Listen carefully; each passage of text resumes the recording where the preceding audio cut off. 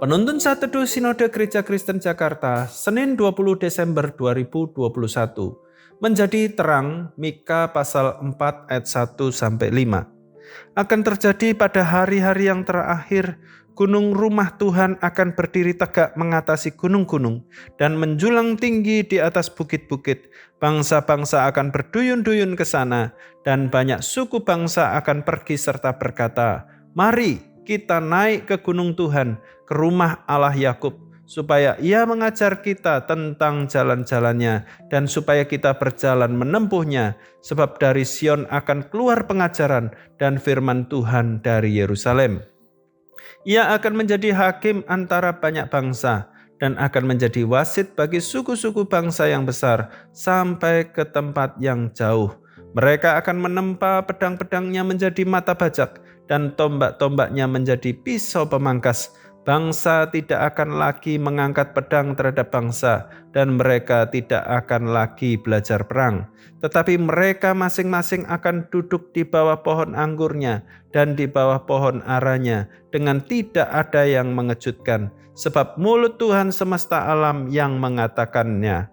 Biarlah segala bangsa berjalan masing-masing demi nama Allahnya, tetapi kita akan berjalan demi nama Tuhan Allah kita untuk selamanya dan seterusnya."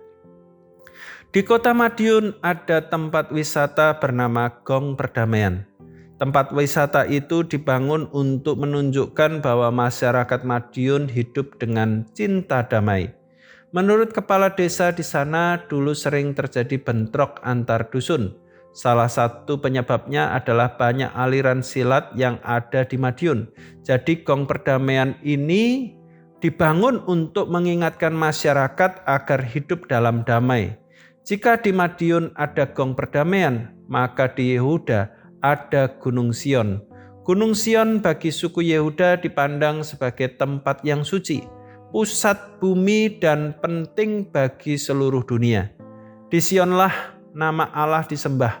Nabi Mika memperingatkan bahwa tempat itu suatu saat akan ditinggalkan karena bangsanya telah menyimpang dari Tuhan.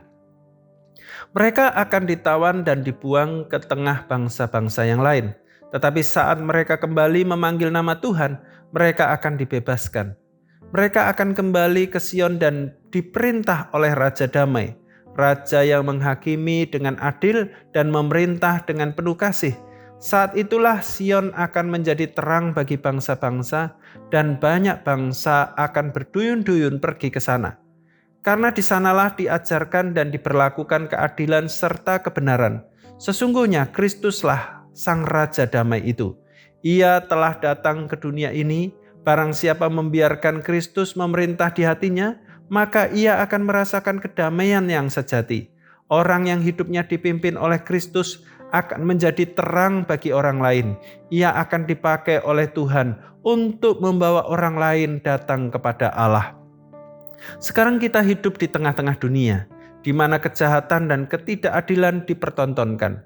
Bangsa melawan bangsa, sesama manusia saling membunuh dan menyakiti.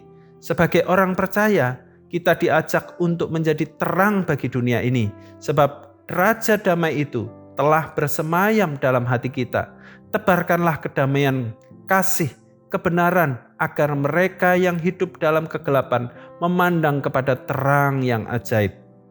Hiduplah dalam terang Allah dan menjadi terang bagi yang belum mengenal Allah, sehingga mereka datang kepadanya. Tuhan Yesus memberkati.